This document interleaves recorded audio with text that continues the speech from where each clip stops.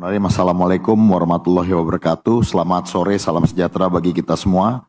Yang terhormat Bapak Ibu Menteri, Bapak Ibu Wamen, yang kami hormati pimpinan rapat dan juga seluruh ketua dan anggota tim WAS DPR RI, menyampaikan permohonan maaf dari Bapak Menteri tidak dapat hadir pada hari ini karena berkegiatan dengan Bapak Presiden. Dan sesuai arahan pimpinan rapat, kami langsung masuk ke slide nomor 7 terkait dengan peran dari Kementerian ATR BPN dalam pelaksanaan penanganan bencana.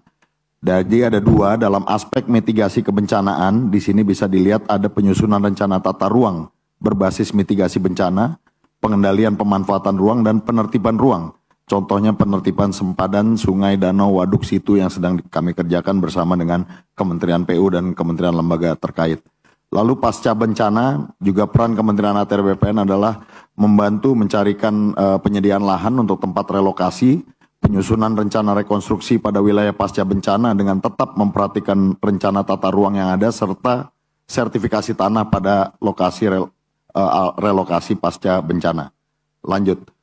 Pada prinsipnya dari Kementerian ATR BPN memang kedudukan tata ruang sangatlah penting dalam penanganan bencana ini.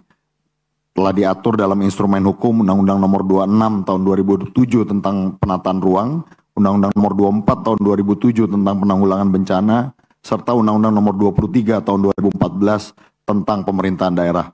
Dari sana sudah sangat jelas tergambarkan bahwa pada tahap pra-bencana, tata ruang berperan dalam tahapan pencegahan, penegakan, dan mitigasi bencana. Sedangkan pada tahap pasca bencana, tata ruang menjadi acuan pada saat rekonstruksi pasca bencana tersebut. Artinya pelaksanaan penyusunan rencana rekonstruksi pada wilayah pasca bencana harus berdasarkan pada rencana tata ruang. Dan siklus itu tergambarkan, terlihat dari sisi slide di sisi kanan, bagaimana pada saat kondisi aman tidak terjadi bencana, kita laksanakan penyusunan rencana tata ruang. Pada saat terdapat potensi bencana, maka penyusunan rencana tata ruang harus berbasis pada mitigasi resiko, dan pada saat tanggap darurat dan pasca bencana, rencana tata ruang tersebut harus kembali direvisi dan siklus ini terus berjalan sebagaimana slide yang kami sampaikan. Next. Bapak Ibu sekalian, kami ingin menyampaikan bahwa beberapa case yang telah kami lakukan sebagai contoh setelah pasca bencana yang terjadi di Palu, Sulawesi Tengah, di mana hasil peran tata ruang di sini dalam merespons bencana ini diwujudkan melalui rangkaian analisis yang terukur, mulai dari inputnya, lalu proses untuk overlay berbagai peta bahaya dengan analisis multi kriteria, sehingga didapatkanlah outputnya 4 zona rawan bencana yang harus dipedomani dalam pembangunan di Kota Palu, Sulawesi Tengah. Jadi keluarlah output berupa peta zona rawan bencana yang ini kemudian harus diikuti oleh kementerian dan lembaga yang terlibat dalam proses rehabilitasi dan rekonstruksi Kota Palu. Sehingga kita sudah melakukan apa yang disebut sebagai perencanaan tata ruang berbasis dengan disaster risk reduction.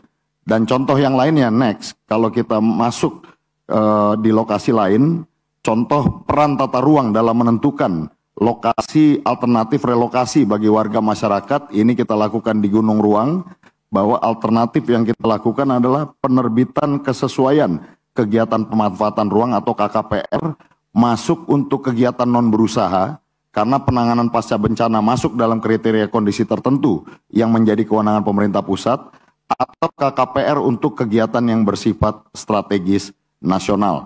Dan hasil KKPR ini sehingga bisa menjadi satu produk hasil dengan prinsip berjenjang komplementer bahwa area relokasi letusan gunung api ruang di Kabupaten Bolong Mongondo Selatan dapat disetujui melalui persetujuan KKPR. Dan terakhir, untuk selain peran tata ruang juga ada peran pengadaan tanah dari Kementerian ATR BPN. Next slide.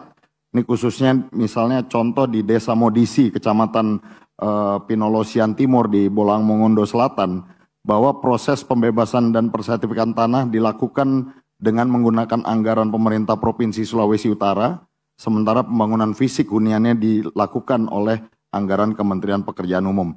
Hingga saat ini sudah sebanyak 189 bidang tanah telah bersertifikat, dengan 236 unit rumah telah selesai dibangun, dan 13 unit lainnya masih dalam tahapan struktur. Jadi tanah yang digunakan berasal dari tanah milik masyarakat yang sudah clean and clear dan selanjutnya diberikan ganti rugi sesuai ketentuan sebagai bagian dari pengadaan tanah untuk relokasi warga terdampak bencana erupsi.